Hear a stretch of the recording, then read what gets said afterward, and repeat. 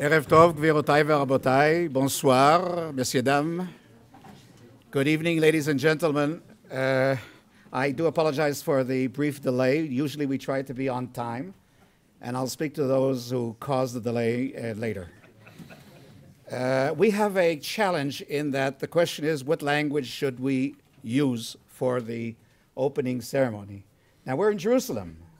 אנחנו בירושלים, הבירה של מדינת ישראל, ועל כן בעצם היינו צריכים לדבר עברית. אבל מכיוון שיש בינינו כמה שלא מושלמים בעברית, אנחנו נדבר באנגלית ברשותכם. This is a conference of Canadian studies. Et alors, il fallait parler en français. Parce que quand même, le français est une langue officielle du Canada. Il y a parmi nous plusieurs francophones. Mais étant donné qu'il y a quand même quelques-uns qui ne parlent pas couramment le français, nous allons suivre les langues anglaises ce soir, avec votre permission. Now, those of you who have these contraptions, okay, I would be grateful if you followed my example and closed them. Okay? Now, unlike when you go to a theater here, where they say, close your cellulars and so on, and please refrain from taking photographs. You can take photographs. But please, although I do understand it's a challenge for many of you who claim not to be addicts, but for a whole hour to be without WhatsApp, Facebook, Twitter, and so on, you can prove now that you're not addicts, okay? So everybody closes their contraption. Welcome to the 15th Jerusalem Conference in Canadian Studies of the Halbert Center of Canadian Studies at the Hebrew University and the Israel Association for Canadian Studies on rethinking diversity and multiculturalism, global and local challenges. I'd like to introduce the head table with your permission, and from your right to left. Now, those of you who do not know the difference between right and left, okay? That is your right. This is your left. So, from right to left, Professor Asher Cohen, Rector of the Hebrew University, our host this evening. Ambassador Vivian Bercovici, Ambassador of Canada. And our guest speaker, Professor Lloyd, Dr. Lloyd Axworthy from Canada. I will speak of him in a minute or two. And my name is Ben-Natan, for the two people here who don't know me. And I'm president of the Israel Association for Canadian Studies. And Nachman decided that I was going to be the master of ceremonies, for whatever reason. Now, there should have been a longer table, a la Politburo in former Soviet Union, with about 27 people sitting on the dais. But we decided that we would keep it brief and that the speakers should, and the people bringing greetings, but there are many people in the audience who deserve to be recognized. So I will welcome them. Actually, each and every one of you should be welcome, but we don't have that much time. So with your permission, but I'd ask you, and this is something that is a major challenge. This is the Hebrew University, and there are very many complex experiments done here. This is the most difficult experiment, and that is hold your applause for the end, okay? Do not applaud after each and every name. Hold, now we'll see if we can manage that. So first of all, Professor Nachman Ben Yehuda, the director of the Halbert Center and former dean of social sciences. Now, Professor Vered Venitsky-Serusi is supposed to be here. I don't see her, and I guess she'll be late. Well, we won't call her the late. And she is Dean of the Faculty of Social Sciences. Ambassador Yossi Gal, Vice President of the Hebrew University. You can either get up, wave, or both. Professor Rechav Buni Rubin, Chair of the Academic Committee of the Halbert Center. He will be late too. Professor Tomer Broide, Chair of the Conference and Vice Dean of the Faculty of Law. He is here, and he's on time. Welcome, and thank you very, very much for all your wonderful work for this conference. Professor David Cameron from Toronto is chair of the Advisory Committee over there, of the Advisory Committee of the Halbert Center and Dean of Arts and Sciences of the University of Toronto. Professor Heda Ben-Basat, Chair of the Academic Committee of the Israel Association for Canadian Studies. And a very important guest today is Tmima Shachar, who is the wife of the late Aryeh Shachar Zal, and their daughter Tamar. Aryeh was the longtime director of the Halbert Center and the first president of the Israel Association for Canadian Studies. We will mark later on this year 10 years to his passing. We still miss him. And we have here members of the Advisory Committee of the Halbert Center from Canada, members of the Academic Committee of the Halbert Center, members of the Executive and Academic Committees of the Israel Association for Canadian Studies, participants and guests. You're all very, very welcome. Unfortunately, Ralph and Roz Halbert, the original visionaries of Canadian studies in Israel and our guardian angels, are no longer able to join us in our conferences. But they send best wishes, and it says here, and are participating through a live link on the internet. Now, I was told before we came in that there is a small challenge, that the link has not yet been established, and that we should postpone the opening of the conference until it is established and proven to work. We will not do so, because from long experience with these high-tech contraptions, I don't know if ever it will work. So, if it works, Ralph, Roz, hi. Now, to save time, I will not describe the Halbert Center or the Israel Association for Canadian Studies, but will only say that they are partners in excellence in promoting, extending, and intensifying the study of Canada and Israel in general and in Jerusalem in particular. I'd now like to invite our rector, Asher Cohen, to greet us on behalf of our host institution, the Hebrew University of Jerusalem. Thank you. Ambassador Bercovici, speaking about languages, her Hebrew is much better than my English. Dr. Axworthy, Daniel Ben-Natan, the microphone, and distinguished guests. The Hebrew University is in the midst of pushing its internationalization. It's kind of funny to say it because researchers at the Hebrew University have been international throughout its existence. The Halbert Center is here since the mid-80s. So in many ways, we've been international before. But in the last few years, we are pushing it to different levels. And among other things, we intensify quite a bit our relationship with universities across the board, across the globe. There are several destinations that are dear to us, and clearly Canada is one of them. Just 1 week ago, I believe, I met Ambassador Bercovici, the Premier of Ontario, and many, many, many additional distinguished guests who came from Canada here. And we talked a lot about increasing our scientific relationships in all kinds of areas that have to do with technology, innovation, life sciences, and so on and so forth, which we believe we here at the Hebrew University and the universities in Canada, Ontario, and elsewhere can really benefit quite a bit from it. But of course, it's not the only thing that we can benefit from. As you know, this conference that you are going to hear tomorrow centers on multiculturalism, yet a different area. And even in that area, I don't know if we are fortunate or unfortunate to live in an area where multiculturalism is a big issue. And the issue is not just to accept the different cultures, but to know how to converse, how to interact between the cultures. And I know that Canada is going through, I wouldn't say similar, but corresponding kind of experience with multiculturalism. And those are just two examples.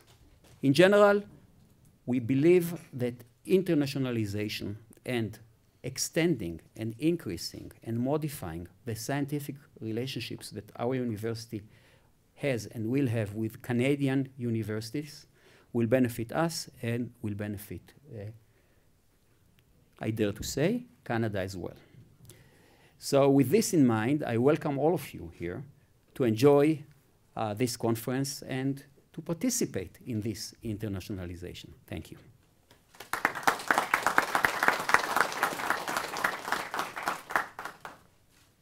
Thank you very much, Professor Cohen. I'd like to invite Vivian Bercovici, the Ambassador of Canada to Israel, a dear friend, and the latest in a long lineage of excellent Canadian ambassadors. Vivian, please.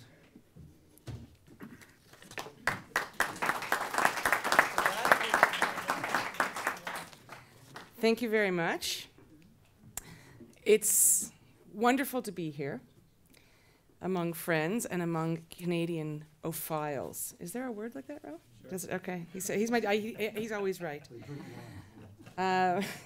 Canadian ophiles, yes. Thank you, Danny. Thank you, Usher. And wonderful to see you here, Mr. Axworthy. I'll have more to say about you later.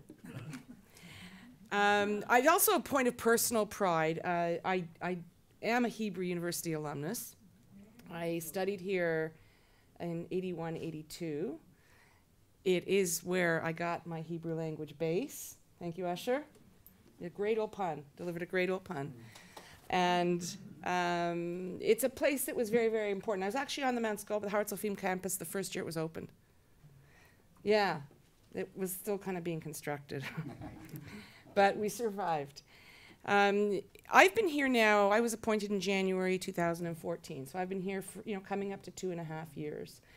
And needless to say, it's been an exhilarating time in every way. I had been a very frequent visitor to Israel for decades. I thought I knew and understood the country, and I think I did. But I think I do much more so now. And I don't have to tell the people in this room that the ties between Canada and Israel on so many levels are very, very strong. And it's not just the very, I think, unique Jewish community that we have in Canada. It's much broader and much deeper than that. There's also tremendous opportunity, I know, to broaden and deepen it on many levels. But one element that maybe some of you in the room knew about that I didn't was how close on a working level our Supreme Court benches are and our judges. And I had the great honor last year, it was in April, and I believe it was four or five of our Canadian Supreme Court judges, there are 9 on the bench. 4 or 5 of them came, including the Chief Justice, Beverly McLaughlin. And it was for these visits, it was a 3 or 4 day, I think it was a 3-day visit. But wow, did they work hard. Like they really had all day long, very intensive working sessions, and into the evening, tremendously strong rapport. And what I learned from the Chief Justice, Canadian Chief Justice, and many of the other judges who were there, was that this relationship has been ongoing for decades. And the Israeli judges were telling me, and others, of course, we had a dinner one night that was just fabulous. And they were telling me that they, in fact, deferred probably more to the Canadian model for interpreting and applying minority rights, or how the Canadian courts approached the diverse society that we live in, was hugely influential on the Israeli bench. And I thought, I didn't know that. And I was a practicing lawyer. I practiced law for 24 years before I came here, and that was, it was quite amazing to learn that. We've also, as you've heard, just experienced a whirlwind of a mission. Premier of Ontario, Kathleen Wynne, was here for a week.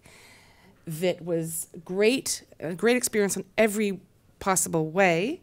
It also felt like it went on and on. It was a long visit. 8 days are a long visit for something like that.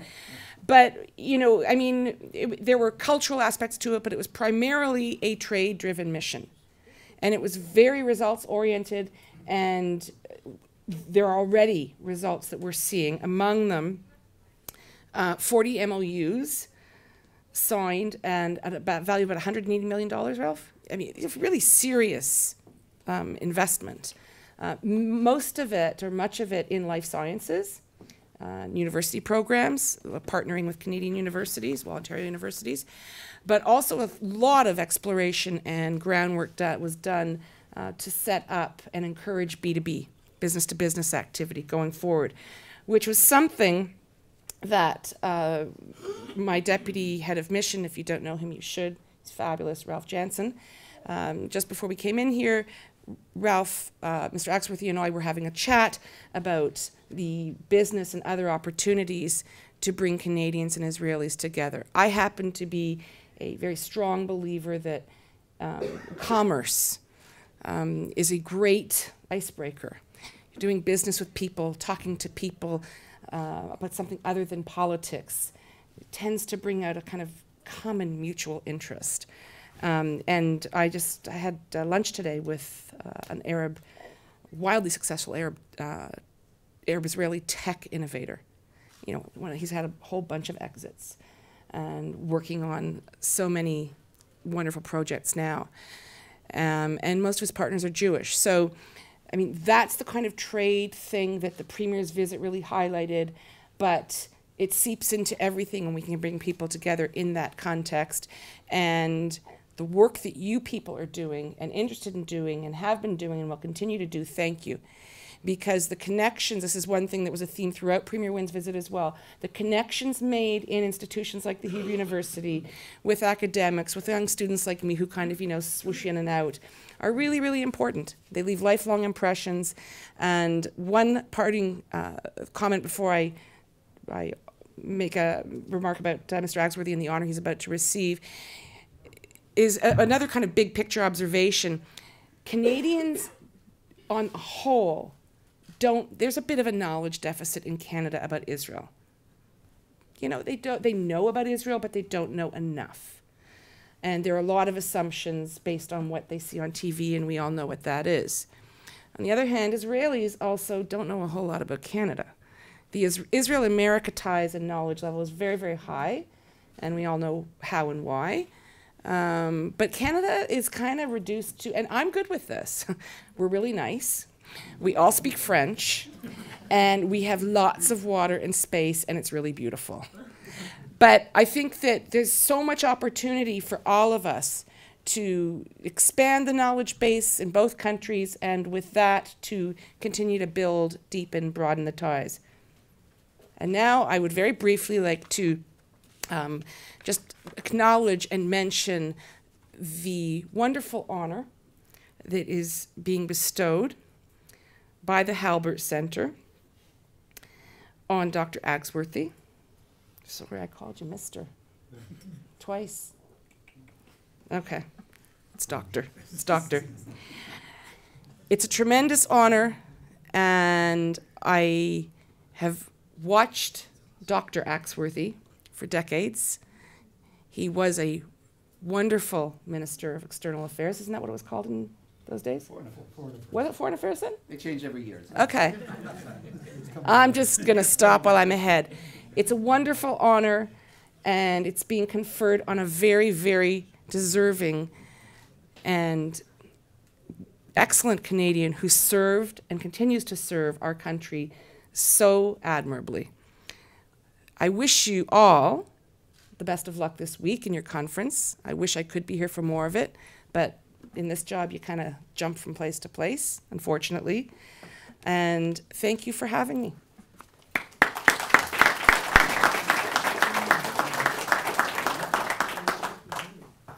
Thank you very much, Vivian. I have to apologize because I spoke negatively or hesitantly about the ability of high technology and so on. It is working. We're online. Ralph and Roz Halbert can see us and hear us. Hi, Ralph. Hi, Roz.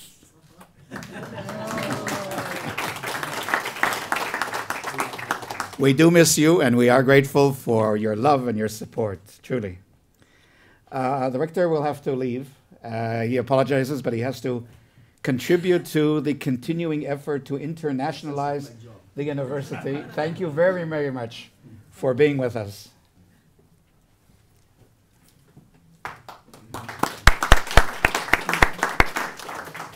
Now, our keynote speaker, Vivian tried to steal my thunder by almost introducing our keynote speaker.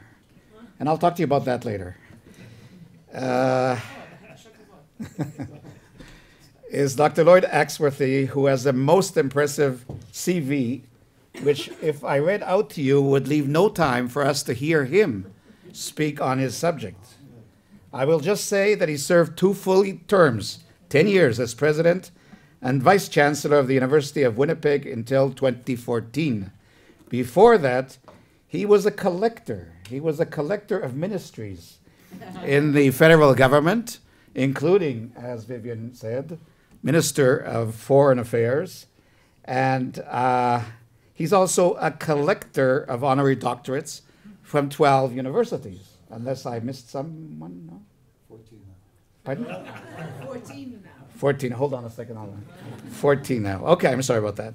One of his most important achievements, and there are many, was the Ottawa Treaty, a landmark global treaty banning anti-personnel landmines. Also of great importance, obviously, he too is a Winnipegger. And we all know that that is a very, very special category here. So, Lloyd Axworthy will speak on converging pathways in Canada, redefining rights and identity. Dr. Axworthy, please.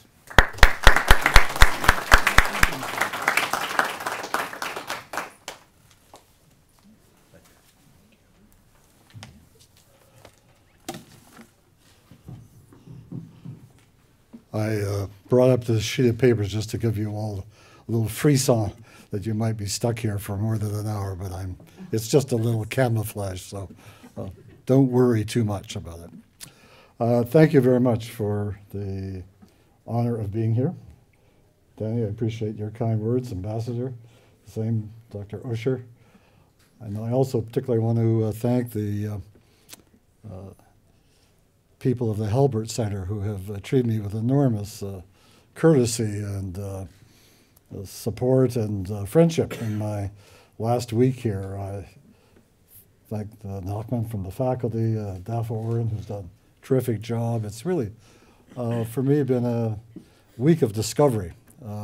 I've been to Jerusalem many times before, but it was always one of those sort of a quick fix 12-hour at the airport, drive in, do the meeting, get out in time to get to the next place before you sort of had to get up in the morning.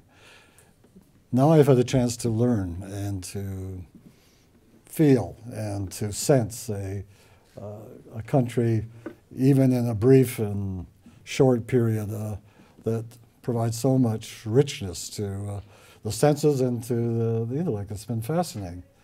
The things that is brought back. I must say, I don't know if this, I'll be sort of deemed illegal or not, but I couldn't resist on Saturday as we were traveling into the northern Israel Sea of Galilee area and stopped by the place where St. John the Baptist began that practice for those of us who are Christians, and I couldn't resist doing a self-administered baptism, which will bring great sort of chagrin to my political critics, who have always said that they weren't sure about my paternity anyway. Now we've got it confirmed in a very holy place, and so I'm very happy to have had that opportunity. Just as I was, Danny, you mentioned the landmines treaty. As we were driving, I can't remember the highway name, but it was sort of very close to Jordan, and there was a bridge across, I think it's called the King Abdullah Bridge, and it brought back to memories of when, at that point in time, Canada was involved in a three-way negotiation with Israel and Jordan to make that part of the boundary mine-free. It was about the last arms control agreement, I think, that took place in that area, and it gave me a certain sense of, for I wouldn't call it nostalgia, but just recollection of that if you believe in something and you want to do something hard enough, the legacy can stay. So it has been that kind of discovery for me, and it's perhaps too bad I have to actually interrupt it by speaking, give away all those good feelings that I've acquired. But I really do appreciate the chance to talk to this meeting, and I'm very pleased to be the recipient of the Bullock Chair in Canadian Studies for the Halbert Center here at the Hebrew University. It's a great honor. And I thought I should probably, because this is the day of and time, and anybody who appears in public has to make sure that they are fully and completely full of contrition and apology and openness and transparency. So I want to explain that while we're talking about some of the language difficulty, Hebrew, French, English, I speak Manitobese,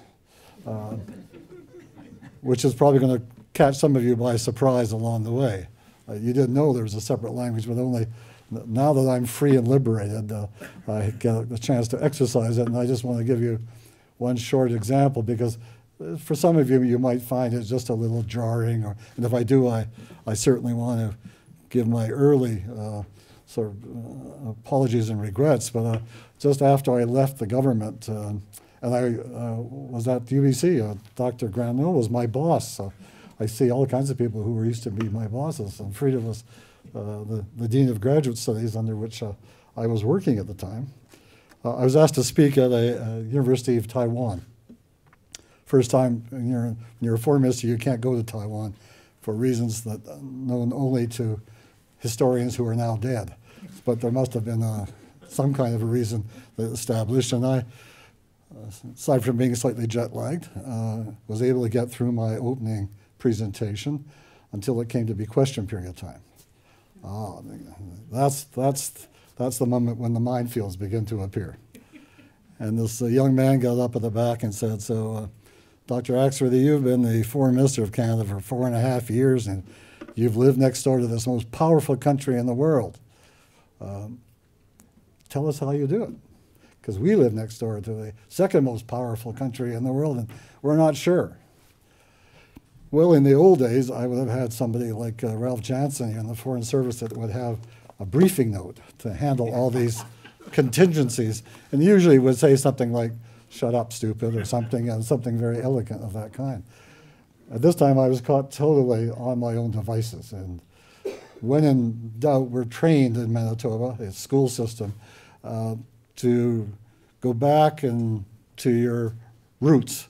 And I said, well, the answer to that is an old saying that we have in Manitoba, that if you make love to a porcupine, do it carefully. Well, I don't think it was understood in Chinese all that well,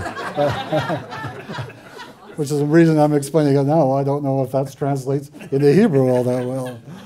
And in fact, I got this confirmation because next morning around 6 a.m. they have these power breakfasts, that you go and try to cut a deal. And as I came into the room, I could tell that something wasn't quite right. The body's language was just a little off-kilter. Nobody was looking at me or talking to me. So I said to my host, I said, look, have I committed some kind of indiscretion? He said, well, there was that story in the paper this morning about your speech last night. And I said, well, what did it say? He said, well, it translated that when asked the question, what you would advise in terms of dealing with our powerful neighbor, you said, it's like making love to a concubine. So, so if you don't mind, if I fall into a similar kind of allegory or metaphor, or just ignore it, don't pay any attention, and we'll just get on with it. But it does show that there's always that language divide that creates sometimes a moment of awkward silence. So talking to a group of people interested in Canadian studies in Jerusalem, in Israel generally, what's the obvious first place to talk about? Well, it's to talk about the fact that just a few short months ago, we changed the government in Canada. and not just changed the government, but changed a way of doing things from a political point of view. And it's that which I want to kind of lead into, because I think it opens up a much broader topic about the kind of world we're living in, where we are now being sort of overwhelmed by the mobility and movement and migration. At last count, some 60 million people are at loose in the world, meaning they don't belong anywhere, they no longer have a home, they no longer have identity, they no longer have legal standing. And if you listen to the new director of the United Nations High Commission on Refugees, that's just the start. If we think that this has been a horrendous kind of period of being overburdened, to use that Yogi Bear phrase, you ain't seen nothing yet, because what's happening is the movement of people around the world is now increasing exponentially, being driven by conflicts, all these small conflicts, which maybe don't pick up headlines here or there because they're often places where CNN won't go. In these cases, they force people out. They no longer can feed their families. Simple as that. They're burnt out. They're just simply living in fear. They don't have any sense of security. And I'm sure those of you who are in Israel realize, because you're living some of that every day, of just what it can do in terms of what people feel. And I do want to pay tribute to one of your professors, Ted Galbo, who I had a wonderful lunch with, who is doing a social psychology interpretation of international relations, but saying is that what really does kind of motivate us and move us in these areas is this inner sense of security in which governments respond and convert it oftentimes into a feeling of high level of nationalisms and blaming the victims rather than trying to help them. And Catherine D'Auvergne, Stephen, you know her well, she's the Dean of Law at UBC, a terrific scholar in this area, has said that what we don't recognize, any of us, is how the politics of immigration in virtually every country in the world has been going through a change in the last decade or so. It's now that we want to keep people out, not bring people in. And I say that knowing that this is a country in which at one point had the highest record of immigration intake of any place in the world, and still has a very high record if you slice and dice it in certain ways. And it really means that strange things are happening. We really are committing serious transgressions against international law. Do you know that asylum, the right to seek refuge, is the oldest human right in the world? If you go into the Bible, there are 6 biblical cities that are designated during that period of time as cities of refuge. Romulus, the founder of Rome, had a certain place in that great city that you could seek out sanctuary, as did the Greeks. So our ancient civilizations, very early on, I'm not saying they always honored it to the T, but we've always honored the idea that if people are feeling that they're being persecuted, that if they are living in a state of fear from their own governments or from their neighbors or for the community, they have a right to seek asylum. Except now. I mean, what's extraordinary is that, and many of you will know that your history, is that in 1951, after the experience of Europe and the Holocaust and the movement of people, the world came together to collaborate around the idea of a convention that would establish rights of asylum, that people could claim this.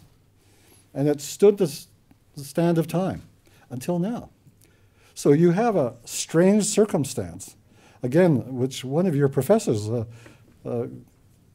gave me the benefit of her research, said the European Union.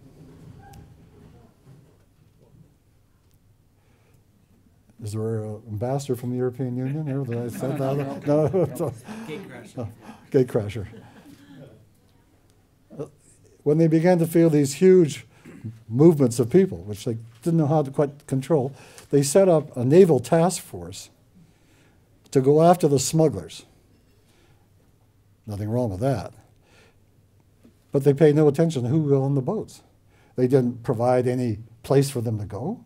They didn't say, you get sanctuary, you're going to be tested against the convention. They just were left. And so we were saying, wait a minute, how can this European Union, which prides itself on its records on human rights, about being a whole region of countries that have come together to collaborate and cooperate, so simply ignore the international law of which they were the part in formulating? You've got the sort of examples. Excuse me, is there a doctor here? Ooh, A nurse, doctor? A real doctor. Not a real doctor, not one of us. Somebody's passed away and Sorry. Still alive. Oh, It's okay. It's part of the program. Please. okay. I hope it's nothing I said. I don't know.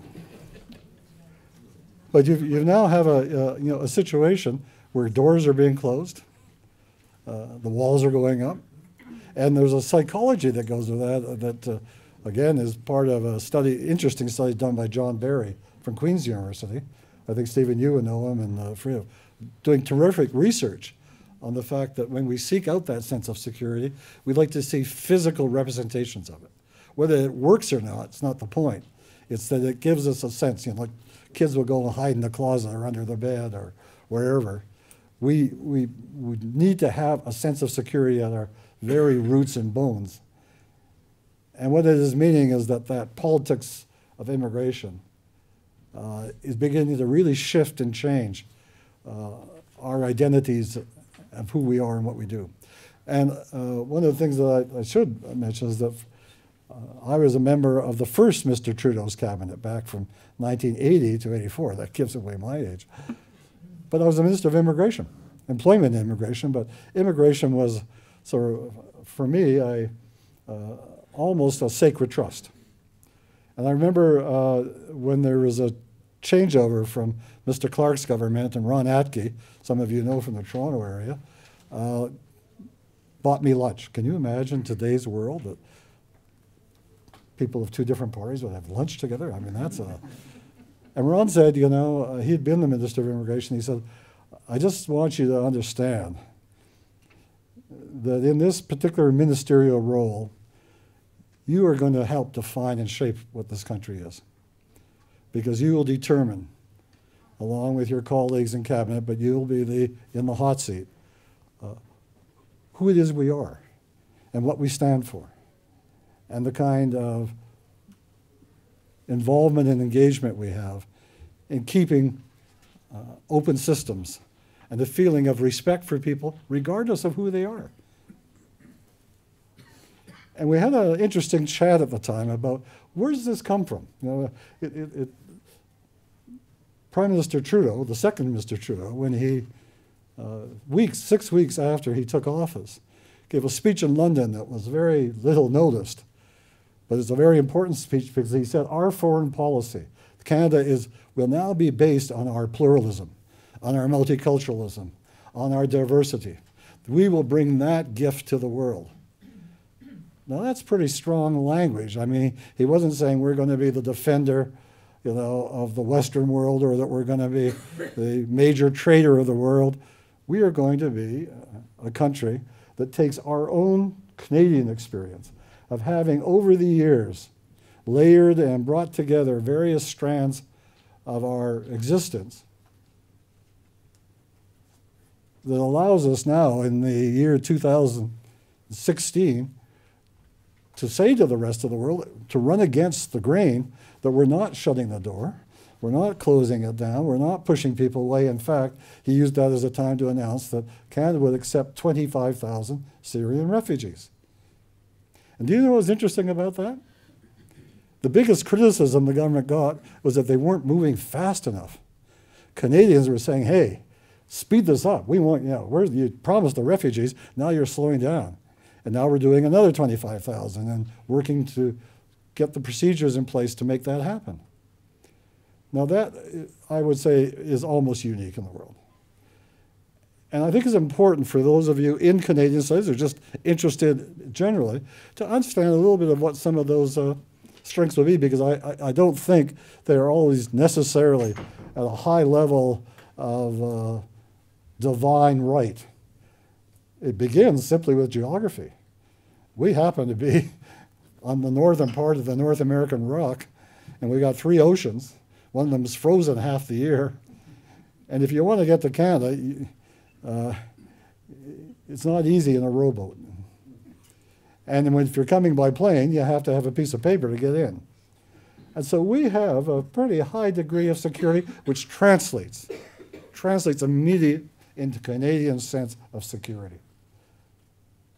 And we also have a benign, well, as I said in my opening story, a porcupine as a neighbor.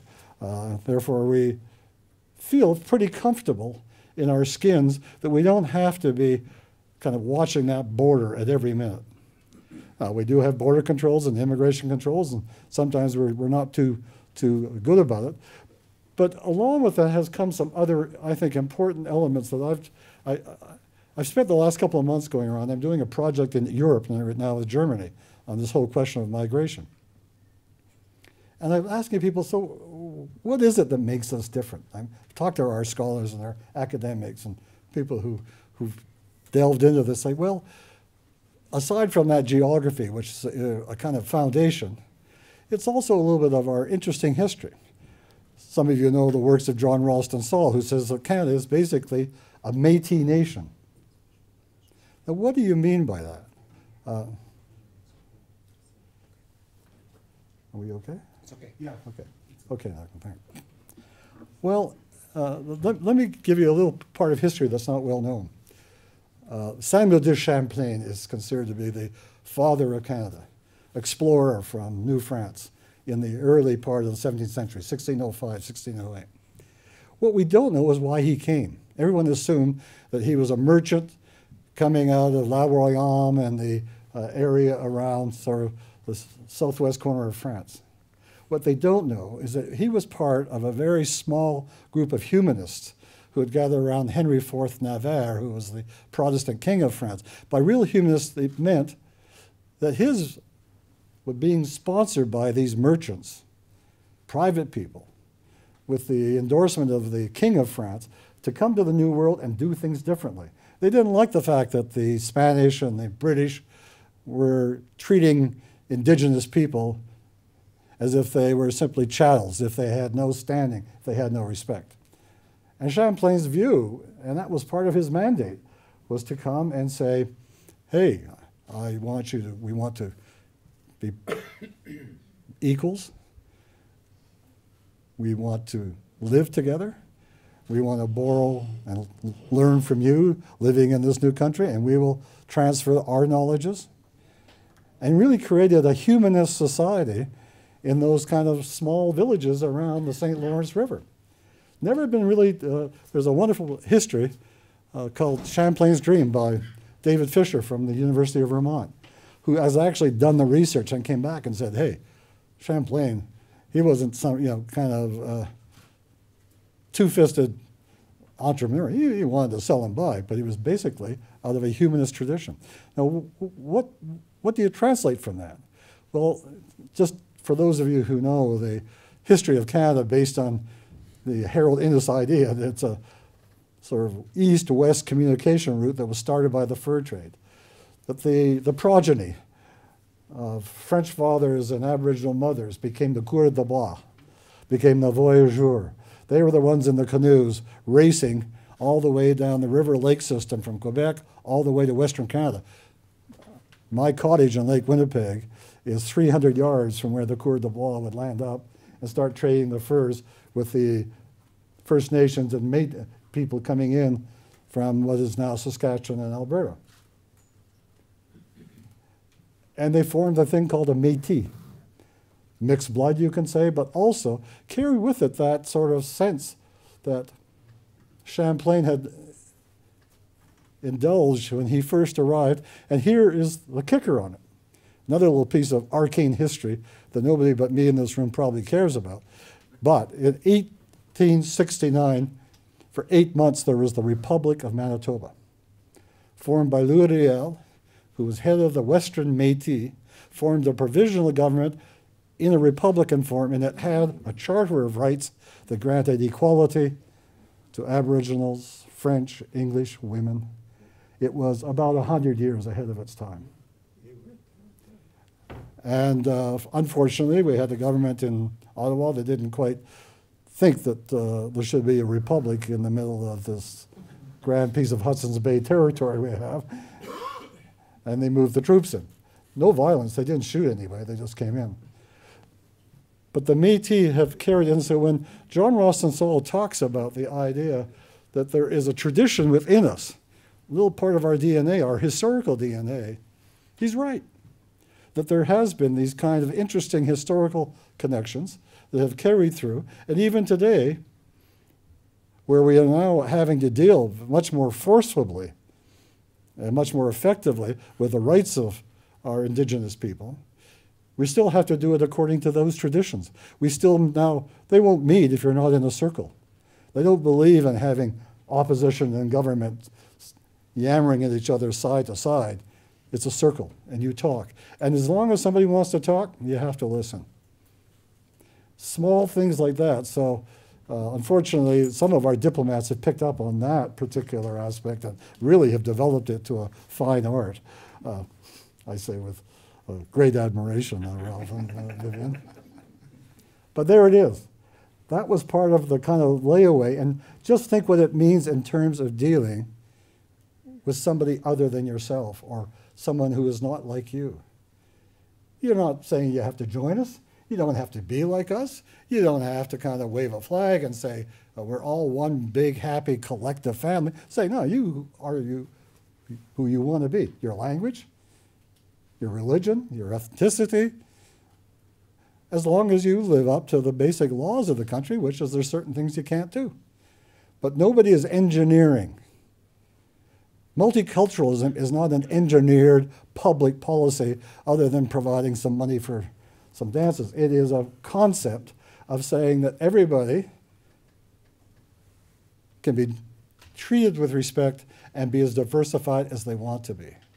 That's what multiculturalism is. And that's what we're losing so dramatically, is that sense of being able to form a society, a community in which the diversity is not segregated, it's not hierarchical, it is not even sort of based on standards or sections as to who has precedence. The dominant majority.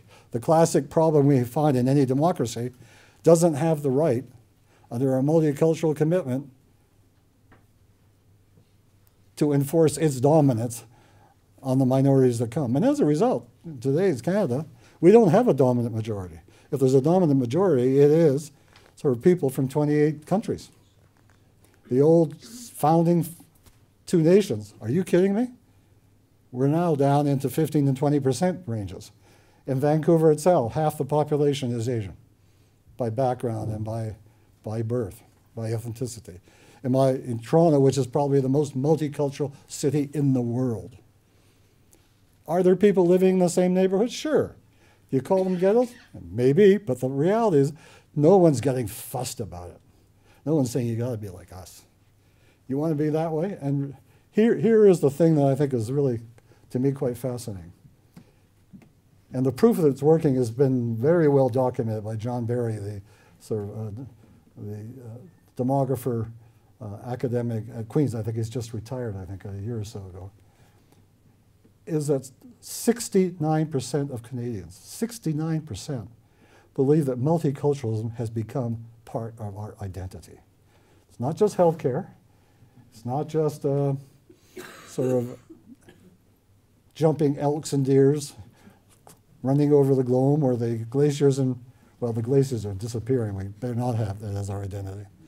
It is the fact that we have this fundamental sense of how we have been brought together around a concept that everybody gets a certain degree of rights and respects, and that you work with it. And of course, the apogee of that, and probably, I can say this personally, the finest moment I had in my 28 years in politics was sitting in the caucus room late one Tuesday night until well over midnight, when we decided to bring a charter of rights and freedoms to Canada. And it was the very first human rights charter in the world that recognized group rights. We've all had charters, the Americans and the French, and individual rights and liberties to free speech and assembly. Terrific. But they were the first ones that, that new Constitution for Canada in 1983 said, Section 16.2, in terms of rights of women, Aboriginals, French-speaking, and anybody who has a group identity can be protected by the courts, and if any government, if anybody wants to try to challenge those rights, they have access and recourse to the court. And since then, we've changed our society. We have what I would call a charter generation of young men and women who don't get all fussed up about many of these kinds of issues. To them, it's just, hey, that's the way it is. Well, you know, you're free to make your choices sexually and language and religion, as long as you're saying that that religion doesn't say that I can commit a crime against the Criminal Code of Canada by mutilating my daughter. And that's the kind of balance, but it's trying to provide that kind of distinction. So, I know that I'm between you and dinner, so I will continue on that line, but it really is made that those overlays, those different pathways, as our Aboriginal colleagues would say, are now becoming sort of interlaid. They're now like an archaeological dig. You know, you can see them piece by piece. Maybe a better metaphor would be a marble cake. There's no strata.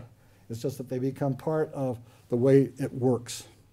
And the translation of that, I think, is now a time has come to begin to saying, this is the way we have to begin to redraw and redesign our architecture internationally, globally, so that we are not having to shut our doors and pull the moat in over the drawbridge at night.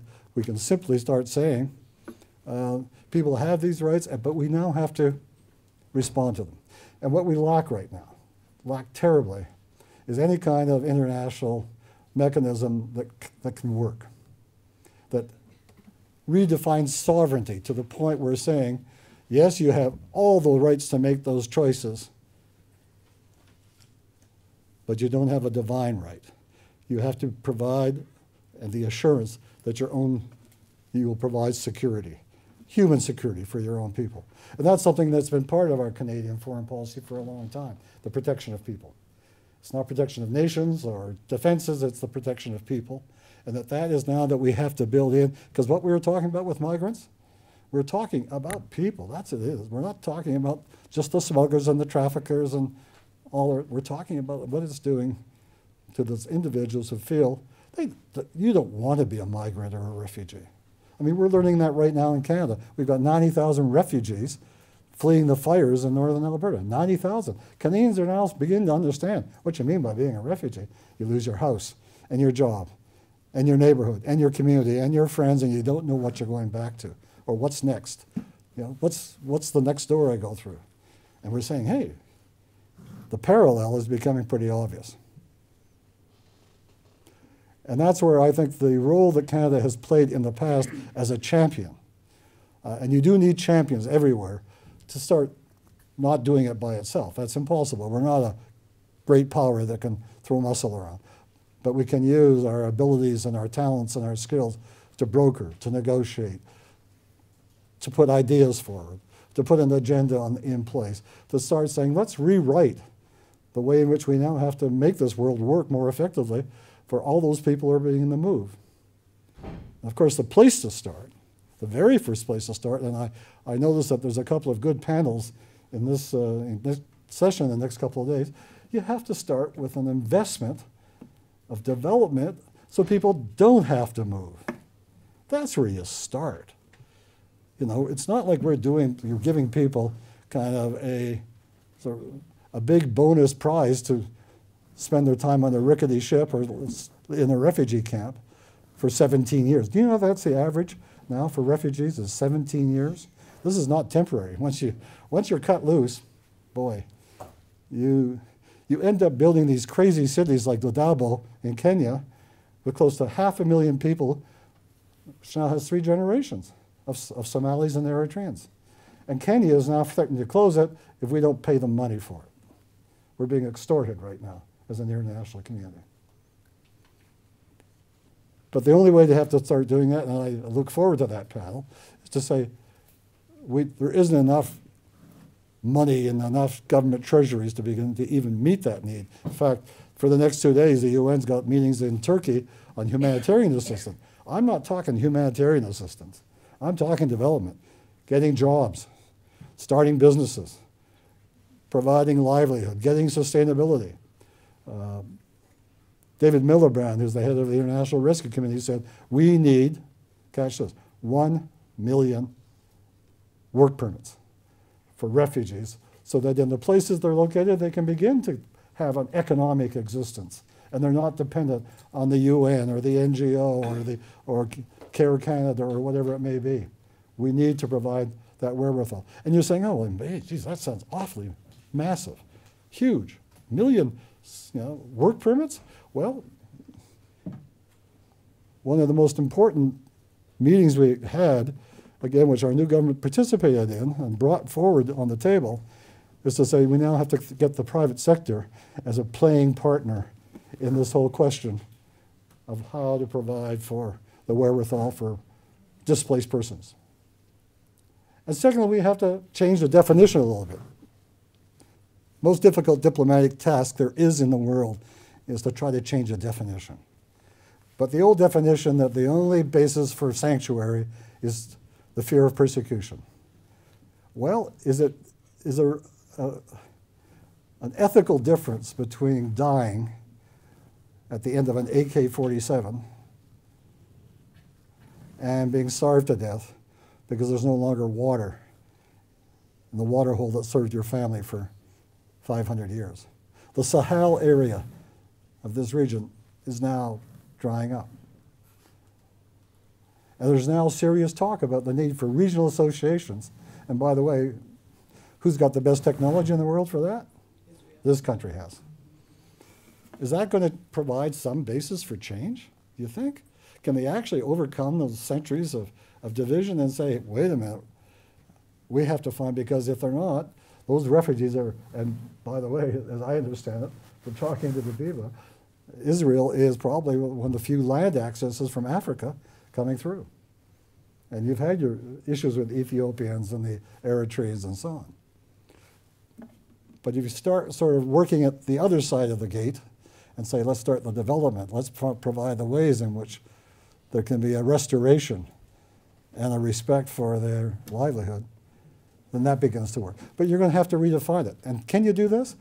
Here's another little small historical factoid that you can use. That in the First World War, when there was a massive expulsion of the Russians, mainly the white Russians after the takeover by the Soviets, the League of Nations, that poorly benighted, insulted, dragged down international organization that everybody thinks was a failure, got 48 countries to issue certificates of legitimacy which allowed the people coming out of Russia to work anywhere in Europe at the time. So are we not smarter, or at least as smart as those folks back in 1918? Or are we just not caring enough, or we're just too busy doing things, or are we too consumed by what your professors here have called the ontology of security, the fear that goes with it? So I think there's lots of room and lots of space and lots of need for providing a collaborative response to all these.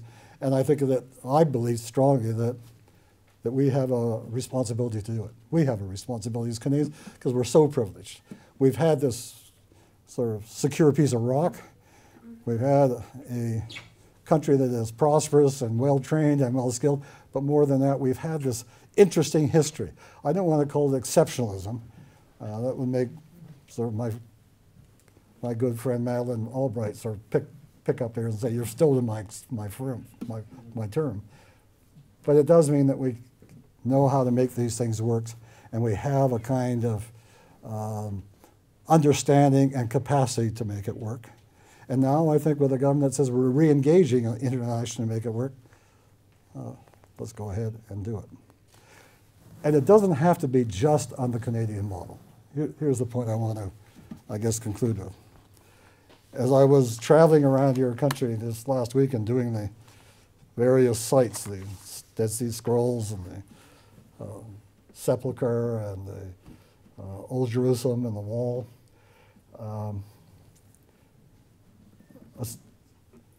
a lesson came to me from an old friend of mine. I think Ralph would know him. Was Joe Stern, who, when I was the Minister of Immigration, Joe was the head of the Refugee Board for Canada. And I remember we were talking, I'd just been appointed. I went to Toronto. There was a big building. They said, "That's your building." I said, "What's in the building?" They said, "Our police." I said, "What do you mean, our police?" He said, "You have 300 policemen in there." I said, "My policemen?" "Yeah, well, what did our policemen do?" They chased illegals. And if they found that somebody who had been a caregiver to a child or a farm worker had overstayed, we go and chase them, kick them out. I said, wouldn't it be better if we just let them stay? We got a big country here. So we changed the rules. And we simply said, stay here 5 years, don't get in trouble in any way, then you can apply to become landed. And now we have a community of Vietnamese and Filipino and Mexican who are all becoming very active and very proud citizens. In fact, the one event I never miss every year is called what's the name of the famous character? Mary Poppins. There's a Mary Poppins event in Ottawa, and the only people invited are former child care workers. And there's only one guy that gets invited. Me. You think I would turn that down? I mean, the odds are wonderful. But they're still remembering, because that was the thing that allowed a change. And the reason Joe was part of that kind of rethinking that we were trying to do around this issue. And he said, and he gave me this chapter to read, and I went back to it after I was here this weekend, and just to check these. He says, in Deuteronomy, the Old Testament, there's this wonderful saying, justice, justice, you must pursue. I said, well, that's kind of nice rhetoric. He said, it's not rhetoric. What the Bible is saying, and those who interpret it, is that justice can be pursued in many different ways. And we pursue it according to our best light and our best talent, as long as you're pursuing the justice. And I think that's where we're at now. I think the Canadian model is one way, but I think so many other ways can be brought together to make it work. And that's the story of pluralism. That's why we believe in it. That's why we are see it not as some kind of branding, but something that helps makes a society work. And we've learned that by example, and I think that following that, justice, justice, you shall pursue, means I think we all have to have that tinge of following it. And so to close, I'm just going to read from Charles Taylor. You cannot have a discussion in Canada on pluralism or multiculturalism without referring to our finest philosopher. Is that true, Steve? He said, this age we live in makes higher demands of solidarity and benevolence on people today than ever before. Never before have we been asked to stretch out so far and so consistently, so systematically, so as a matter of course, to the strangers outside the gate. Thank you very much.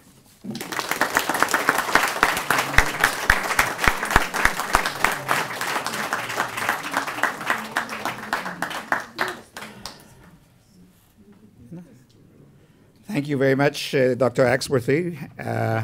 To translate part of justice, justice, you should pursue, tzedek, tzedek tirdof. We have, without getting into politics, okay? We have a lot to learn from you. We, the country, Israel, from Canada. I just want to say briefly that when we established Canadian Studies way back in 1978, people said to us, and we said we do it comparatively. We want to compare Canada to Israel. And people said to us, how can you compare Canada to Israel? I mean, two countries that are more dissimilar, more different, you cannot find. But when you look into the Canada and Israel, and you look into the different subjects, you find these are two countries of immigration. We have our model, our models. You have your model. This is a country of one of the only countries in the world where you had urban planning. You planned cities, you planned settlements. We did too. You talked about the porcupine. We are far away from the porcupine, but we too are making love very cautiously in different respects with the porcupine, who may now become more prickly, depending upon the results of the elections. Who knows? In any case, we are very grateful to you, Dr. Axworthy. I would like to acknowledge the committee, the conference committee led by Tomer and Alan Ziesblatt, if he's here, and Danielle Schaub, and she's over there. All right. Thank you very much for all your good work. And I want to acknowledge the financial support of the International Council for Canadian Studies and the Aaron Barak Center for Interdisciplinary Legal Research at the Hebrew University. Thank you very much. Thank you all. This brings to an end the opening session of the 15th Jerusalem Conference in Canadian Studies. You are all invited to join us downstairs, second floor, for our opening dinner. Thank you all very much.